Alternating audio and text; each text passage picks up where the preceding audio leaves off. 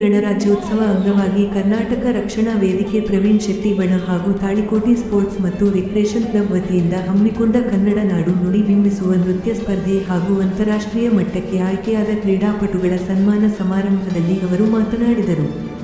ಭಾರತದ ಭವಿಷ್ಯವಾಗಿರುವ ಮಕ್ಕಳ ಪ್ರತಿಭೆಗೆ ಪ್ರೋತ್ಸಾಹ ನೀಡಲು ಹಾಗೂ ವಿವಿಧ ಕ್ಷೇತ್ರಗಳ ಸಾಧಕರಿಗೆ ಗೌರವಿಸಲು ಕರ್ನಾಟಕ ರಕ್ಷಣಾ ವೇದಿಕೆ ಸ್ಥಳೀಯ ಘಟಕವು ಈ ಕಾರ್ಯಕ್ರಮವನ್ನು ಹಮ್ಮಿಕೊಂಡಿರುವುದು ಶ್ಲಾಘನೀಯವಾಗಿದೆ ಎಂದರು. ಬಿಜೆಪಿ ಜಿಲ್ಲಾ ಮಾಜಿ ಅಧ್ಯಕ್ಷ ಆರ್.ಎಸ್. ಪಾಟೀಲ ಕೂಚಬಾಳ ಮಾತನಾಡಿ ಬಾಬಾ ಸಾಹೇಬರು ಇಡೀ ವಿಶ್ವಕ್ಕೆ ಮಾದರಿಯಾಗುವ ಸಂವಿಧಾನವನ್ನು ನಮಗೆ ಕೊಟ್ಟು ಹೋಗಿದ್ದಾರೆ. ಇದರ ರಚನೆಗಾಗಿ ಅವರು ಮಾಡಿದ ತ್ಯಾಗ ಪರಿಶ್ರಮವನ್ನು ನಾವು ಸದಾ ಸ್ಮರಿಸಬೇಕು. ತಾಲೂಕಾ ಘಟಕ ತಾಳಿಕೋಟಿ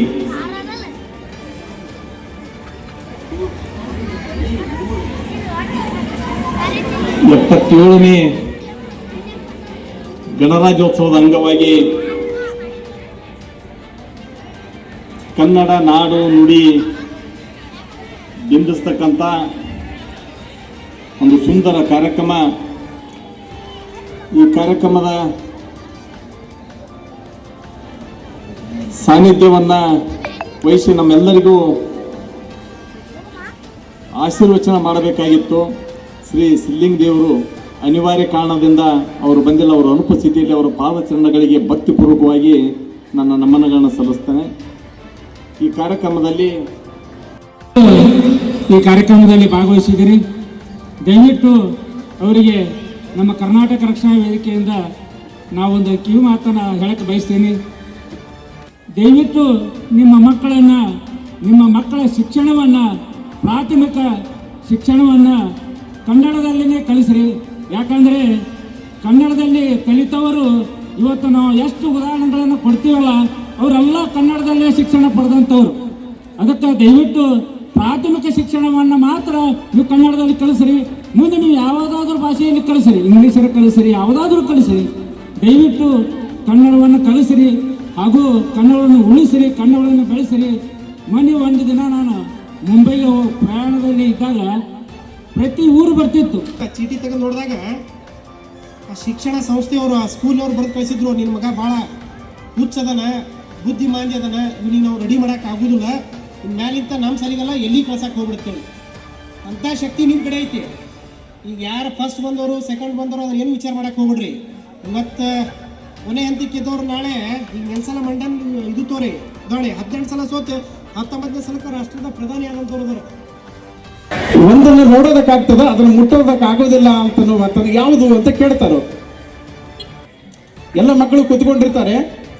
ಆ ಬ್ರಿಟಿಷ್ ಅಧಿಕಾರಿ ಕೇಳ್ತಾರೆ, ನೋಡೋದಕ್ಕಾಗ್ತದ, ಅದನ್ನು ಮುಟ್ಟೋದಕ್ಕಾಗೋದಿಲ್ಲ ಯಾವುದು ಅಂತ ಕೇಳಿದಾಗ ಎಲ್ಲ ಮಕ್ಕಳು ಸೂರ್ಯ ಸೂರ್ಯ ಅಂತ ಹೇಳ್ತಾರೆ.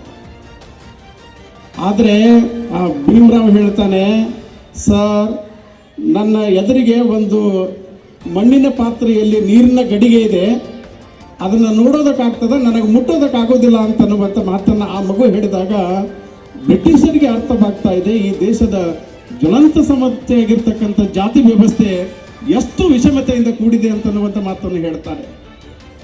ಹಾಗಾಗಿ ಆ ವಿಷಮ ಸ್ಥಿತಿಯಲ್ಲಿ ಬಂದು ನೋವನ್ನು ಉಂಡು ಈ ದೇಶಕ್ಕೆ ಎಂಥ ಸಂವಿಧಾನವನ್ನು ರಚಿಸಬೇಕು ಅನ್ನುವಂಥ ಒಂದು ಸ್ಪಷ್ಟ ಕಲ್ಪನೆಯನ್ನು ಇಟ್ಟುಕೊಂಡು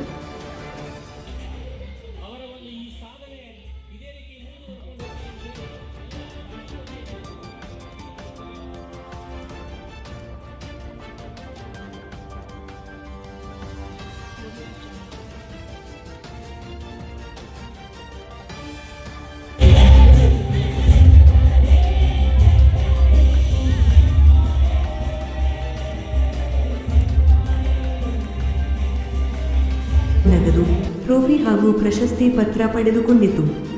ವೇದಿಕೆಯಲ್ಲಿ ಜೆಡಿಎಸ್ ಜಿಲ್ಲಾಧ್ಯಕ್ಷ ಬಸನಗೌಡ ಮಾಡಗಿ, ಫಿಯೋನೆಕ್ಸ್ ಡೆವಲಪರ್ಸ್ ಮುಖ್ಯಸ್ಥ ಪರಶುರಾಮ ಕಟ್ಟಿಮನಿ, ಶ್ರೀರಾಮನವಮಿ ಉತ್ಸವ ಸಮಿತಿ ಅಧ್ಯಕ್ಷ ಅಮಿತ ಸಿಂಗ್ ಮನಗೂಳಿ, ಬಿಜೆಪಿ ಮುಖಂಡ ಮಂಜುನಾಥ್ ಶೆಟ್ಟಿ, ಕಾಂಗ್ರೆಸ್ ಮುಖಂಡ ಸಂಗನಗೌಡ ಅಸ್ಕಿ, ಬಿಜೆಪಿ ಜಿಲ್ಲಾ ಯುವ ಮೋರ್ಚಾ ಸದಸ್ಯ ಗುರುರಾಜ ಮಾನೆ, ಅಲ್ಲಮಪ್ರಭು ಬ್ಯಾಂಕ್ ನಿರ್ದೇಶಕ ಈಶ್ವರ ಹೂಗಾರ, ಭಾರತ ಮಂಟಪ ಮಾಲೀಕ ಸಾಹಿಲ್ ಮುರಾಳ ಹಾಗೂ ಕಾರ್ಯಕ್ರಮದಲ್ಲಿ ಕರ್ನಾಟಕ ರಕ್ಷಣಾ ವೇದಿಕೆಯ ಪದಾಧಿಕಾರಿಗಳು, ನಿರ್ಣಾಯಕರು, ಪೋಷಕರು, ವಿದ್ಯಾರ್ಥಿಗಳು ಹಾಗೂ ಕನ್ನಡಾಭಿಮಾನಿಗಳು ಇದ್ದರು.